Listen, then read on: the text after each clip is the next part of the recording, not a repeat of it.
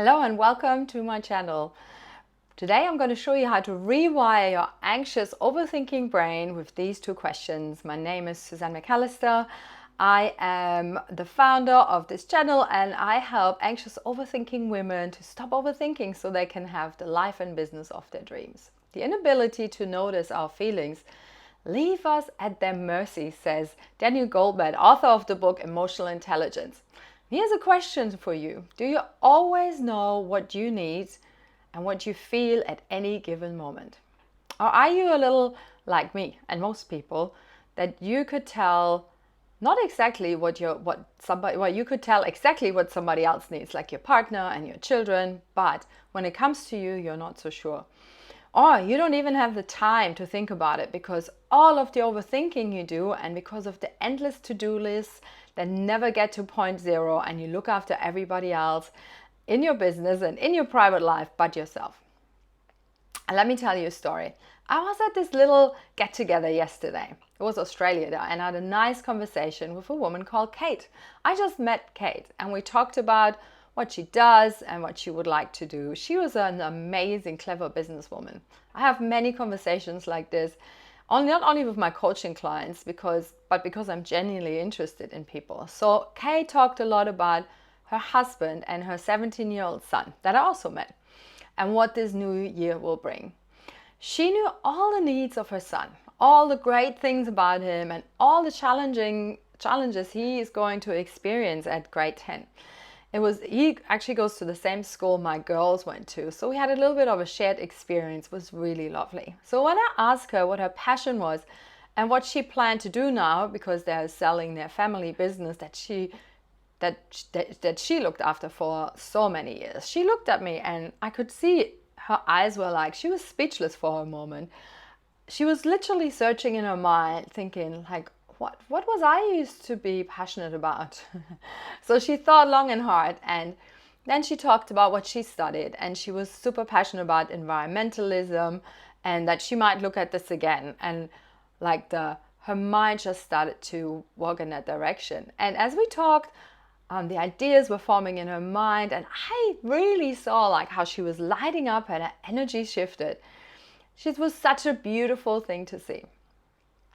So to be the best possible version of yourself and to stop stressing and overthinking in your business, one of the best things you can do for yourself is to develop emotional literacy. So only then are you able to create an emotionally attuned, safe and healthy relationship with yourself, but also with everybody else around. Emotional literacy, if you don't know what it is, because it's like one of these words, we're like, what is this about? It's the ability to read one's own feelings and then manage them by self-soothing or delaying our impulse. And as a part of it, is also to communicate and to express these feelings, not only to ourselves, but to others, and to do that effectively, not avoiding discussions, not doing it in an aggressive way, but being assertive. So did you know, actually we have 9 families of feelings, according to Lucia Capiccione, hope I said that right. Most of us really know, like happy, sad, angry, maybe we even know more, frustrated. But we also have the families of afraid, playful, loving, confused, depressed, and peaceful, just to name a few. So years ago, I did a training called Nonviolent Communication that was started by Marshall Rosenberg. It's a great way to understand yourself and others better and to communicate your feelings and needs while making a request to satisfy your needs instead of a demand. I teach that to all my clients because it avoids conflicts and it's a way to get our needs met, a win-win situation. Because as you might know, a demand just backs us into a corner and is never the best way to get our point across. I don't know, if somebody makes a demand on me, I'm not happy. So to rewire our anxious brain, we need to be self-aware. That is essential. Sometimes that's not so easy, is it, to figure out what underlying true emotions do we really have, because we might feel angry but really we feel vulnerable. But because feeling angry seems easier to handle for our nervous system than feeling vulnerable, we go with angry. So if we feel vulnerable, we're like, oh, this is scary, and then we get angry. When I lived in Spain, I worked at a cancer hospice called Cudeca. And when someone passed, people would argue a lot after their death. Emotions would run high. We found that it was hard for them to express their true feelings of helplessness and sadness. And instead, they repressed those and turned them into anger and frustration, fighting about this and that and the sweater and the rings, because it was so hard for them to handle them. My client's father, Fritz, for example, was one of these stoic people that had never learned to talk about their feelings. This was when we were in Spain. They were a German family. I had looked after their daughter Sabine until she passed away. I had a few months with her, and I both coached them and counseled them to open up to each other. He told me that he was never allowed to show feelings because he was in this German family, and his family, I grew up in Germany as well. In my family, like, feelings were seen as a weakness. And his daughter Sabina had told me that she had one wish, that her dad would tell her that he loved her, which he never said to her in all her life. I got choked up. I know, it was such a beautiful and sacred time the last weeks. She actually got her wish, and her father was so grateful to me and told me that telling her changed his life. And his only regret was that he wished that he understood needs and feelings 60 years before, when he grew up. So this is the importance of this. So this week I want to show you how to name and track the somatic experience of your feelings without fighting, resisting, or mind drama. And we start at ourselves. Dr. Joan Rosenberg, she wrote about this 90 seconds to a life you love book, that the most difficult feelings that we have last about 90 seconds.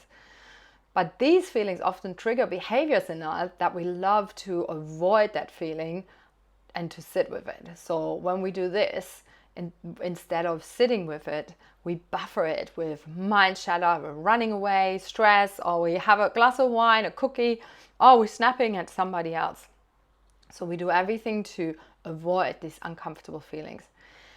But because only when our emotions are allowed to just be and to take their proper place is healing possible, because all of the energy is then available to us to use.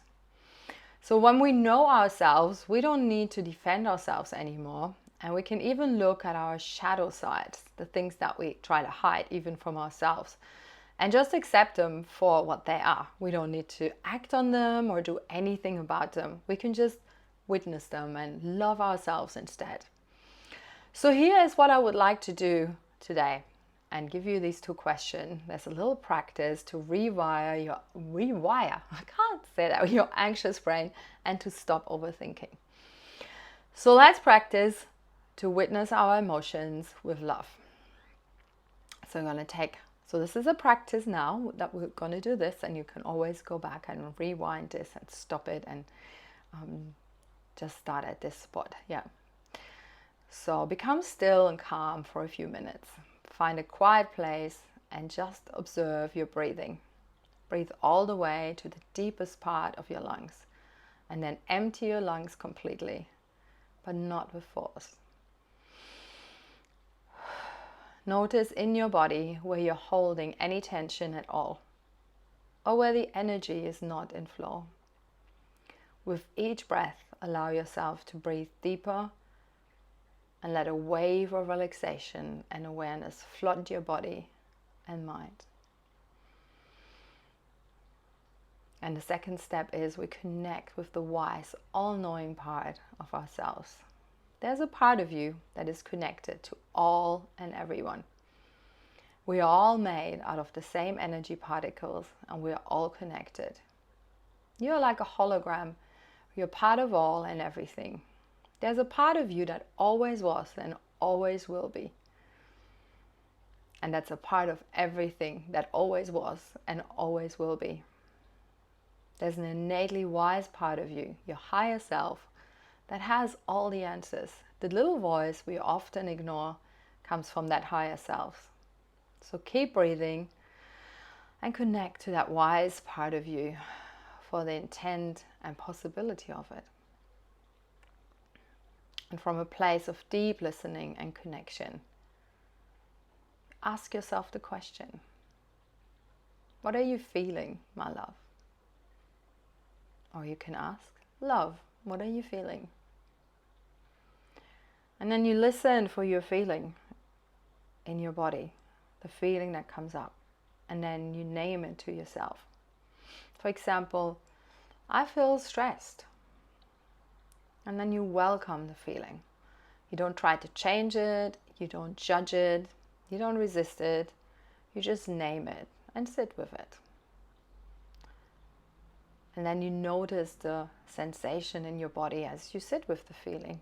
And then you mirror and reflect back to you. Ooh, I hear you feel stressed. And your chest feels tight and you're breathing a little shallow instead of breathing really deeply. And then you breathe, and move on to the next sensation as you witness the sensation fully. And you're going to repeat this several times until you've witnessed all your emotions completely. And then we listen to the deeper messages of our emotions. They want to tell us something. And once you've explored the messages in your mind, in your brain, in your body, and recognize them, then you ask the second question. What do you need, love? Or, love, what do you need?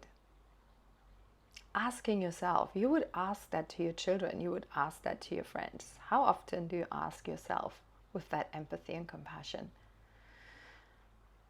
What do you need, love?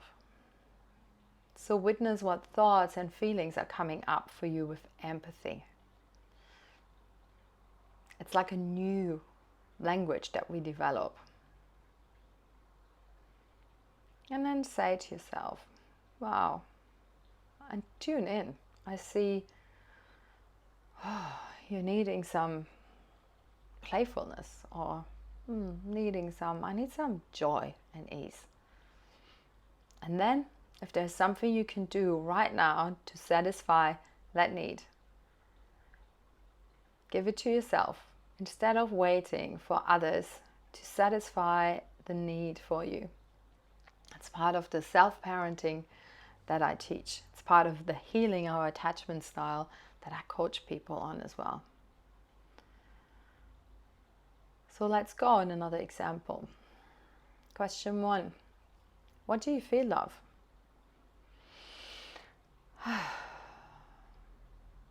I feel overwhelmed. And then mirror the feeling back to you. I hear you're feeling overwhelmed. That's how I felt this week. And I did this a lot. And then you sit with the feeling until you're totally aware. And then question 2. What do you need, love? Oh, love, what do you need? And listen to yourself. And mine might have been, I need to take a little break.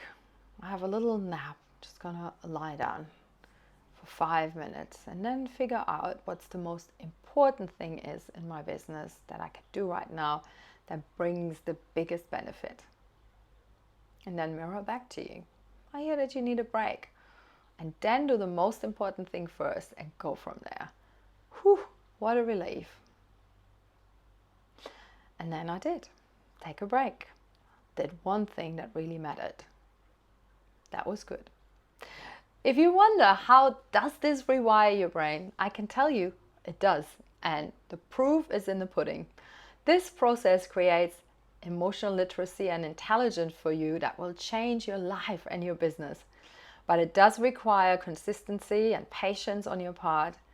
And for me, it also requires accountability. So keep going with this every day.